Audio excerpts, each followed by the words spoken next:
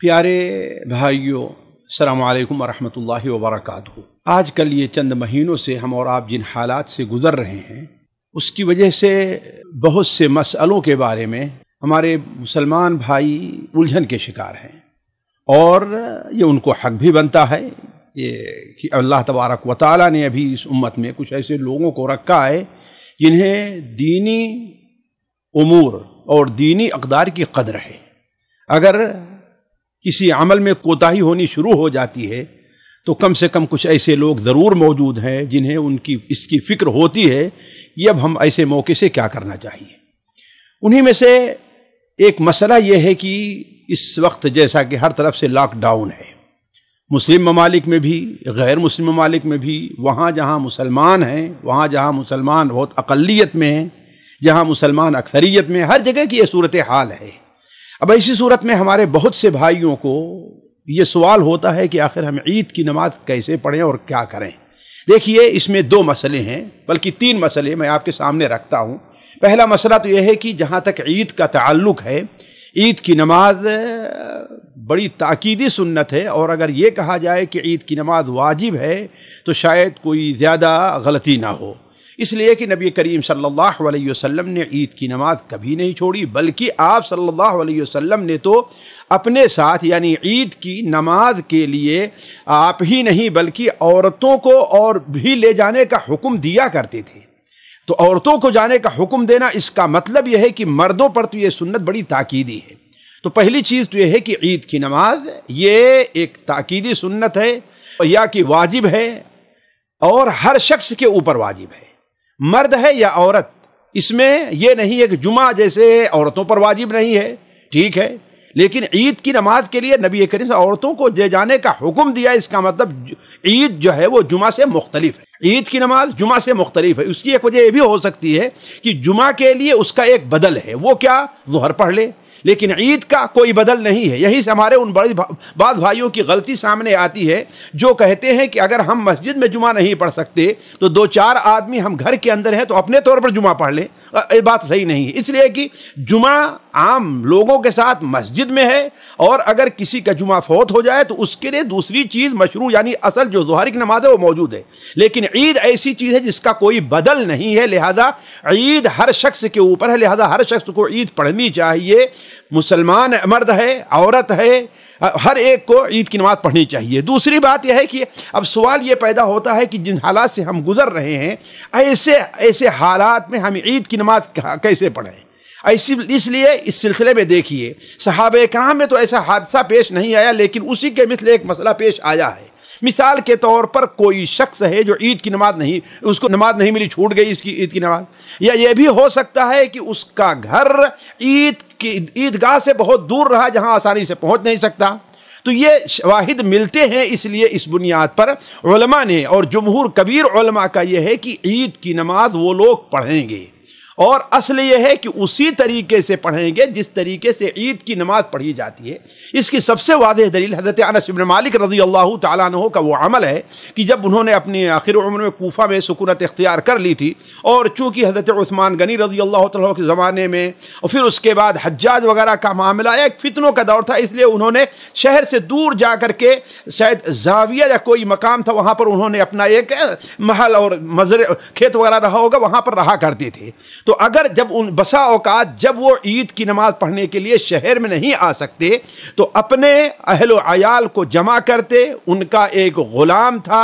وہ ان کو نماز پڑھاتا اور ویسے ہی نماز پڑھاتا جیسے عید کی نماز پڑھی جاتی ہے۔ تو اس سے یہ کہا جا سکتا ہے کہ اس موقع پر، اور اس چیز کا حوالہ دیکھنا چاہیں صحیح بخاری میں یہ اثر معلقاً موجود ہے، اور مصنف ابن ابی شیبہ وغیرہ میں، بیہقی وغیرہ میں یہ اثر سند کے ساتھ مروی ہے، اور جمہور علماء نے اسی اثر سے استدلال کیا ہے۔ تو کہنے کا مطلب ہے اگر ان حالات میں جن حالات سے ہم گزر رہے ہیں، اللہ تعالیٰ سے دعا کریں، یہ رمضان کا مہینہ ہے، ہمارے بھائی بھی خاص طور پر آخری عشرہ ہے، کہ اللہ تبارک تعالیٰ امت سے امت کو اس بیماری سے نجات دے اور جلد سے جلد انہیں مسجدوں کو آباد کرنے اور مسجدوں میں آنے جانے کی آزادی مل جائے، تو عید کی نماز گھر میں اس کا مطلب پڑھی جائے گی اور ویسے ہی پڑھی جائے گی جیسے عیدگاہ میں پڑھی جاتی ہے۔ اب سوال یہ ہے کہ ہمارے بہت سے بھائیوں کو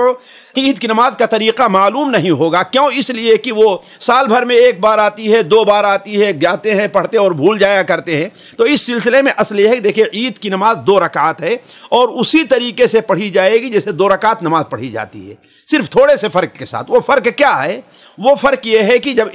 تکبیر تحریمہ کہہ لیں اور تکبیر تحریمہ کے بعد جیسا کہ علماء کہتے ہیں ثنا پڑھ لیں تو پھر اس کے بعد 7 تکبیر کہی جائے گی۔ بعض اہل نے 6 کہا ہے، البتہ راجح قول ہے کہ 7 تکبیر کہی جائے گی، یعنی اللہ اکبر اللہ اکبر اللہ اکبر، یعنی 7 بار اس طریقے سے وہ اللہ اکبر کہے اور رفع الیدین بھی کرے جیسے حضرت عبداللہ ابن عمر وغیرہ سے اس سلسلے میں وارد ہے۔ تو 7 بار کہہ لینے کے بعد اعوذ باللہ من الشیطان الرجیم بسم اللہ الرحمن الرحیم کہہ کے قراءت شروع کرے، سورہ فاتحہ پڑھے اور پھر سورہ فاتحہ کے بعد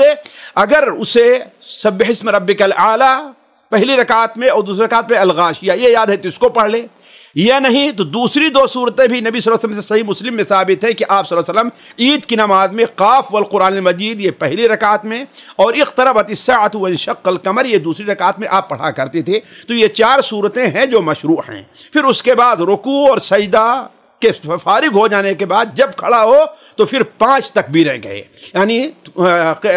قرات سے پہلے 5 بار کہ اللہ اکبر اللہ اکبر اللہ اکبر۔ اور اگر کوئی رفع الیدین نہیں کرتا ہے جیسا کہ اللہ کے رسول سے تو وارد نہیں ہے، صحابہ سے وارد ہے، نہیں کرتا ہے تو اس میں انشاءاللہ کوئی حرج کی بات نہیں۔ یہ ایسے مسائل ہے جس بارے میں لوگوں کو سختی سے کام نہیں لینا چاہیے، ایک دوسرے کے اوپر الزام لگانا، اتہام لگانا اور مجبور کرنا، اس سلسلے میں کوئی سختی نہیں ہونی چاہیے۔ تو 5 بار تکبیر کہنے کے بعد پھر بسم اللہ کہہ کر کے وہ قرات کرے اور دوسری رکعت میں جیسے کہ ہم نے کہا الغاشیہ یا اقتربت پڑھے، اس طریقے سے 2 رکعت پوری کر لے۔ عموماً علماء کا یہی خیال ہے کہ اگر انسان عید کی نماز اپنے گھر میں پڑھ رہا ہے تو وہ خطبہ نہیں دے گا، وہ خطبہ نہیں دے گا۔ یہاں کے مفتی اعظم نے بھی یہی بات کہی ہے اور لجنہ دائمہ کا بھی یہی فتویٰ ہے کہ خطبہ نہیں دے گا، واللہ عالم واللہ عالم۔ میں علماء کے اقوال نقل کر دے رہا ہوں کہ خطبہ نہیں دے گا، اس لیے کہ حضرت انس بن مالک سے عید کی نماز تو ثابت ہے لیکن میں دیکھ رہا تھا کہ کہیں پر یہ وارد نہیں کہ وہ خطبہ بھی دیا کرتے تھے، واللہ عالم۔ تو علی کل حال عید کی نماز کا یہ طریقہ ہے۔ یہاں پر ایک بات اور واضح کر دوں کہ عید کی نماز میں اگر کوئی شخص عید کی اگر تکبیرات چھوڑ دیتا ہے تو اصل یہ ہے کہ پھر اس کے اوپر سجدے سہو نہیں ہے، بھول جاتا ہے یا کسی تکبیر میں اس سے کمی ہو جاتی ہے، اس لیے کہ بعض سلف سے حضرت عبداللہ عمر وغیرہ سے